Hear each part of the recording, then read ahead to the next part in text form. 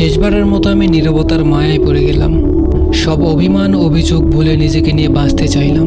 আজকাল আর কারোর কথা তেমন গায়ে মাখা হয় না, কেউ বকলেও কিছু বলতে ইচ্ছে হয় না। বেঁচে থাকতে হয় তাই বেঁচে আছি, হাসতে হয় তাই হাসি, চুপ থাকতে হয় বলে চুপচাপ থাকি। খুব বেশি কষ্ট হলে একা কাঁদি, তবু অন্য কাউকে সুযোগ দিই না। আমি কান্না লুকিয়ে বাঁচতে শিখে গেছি সেদিন। কিছু মানুষ কান্নাকে অস্ত্র বানিয়ে আঘাত করেছিল যেদিন।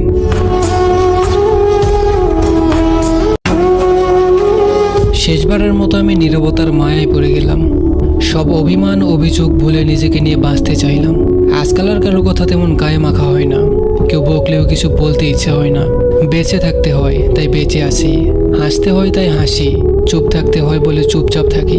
খুব বেশি কষ্ট হলে একা কাঁদি, তবু অন্য কাউকে সুযোগ দিই না।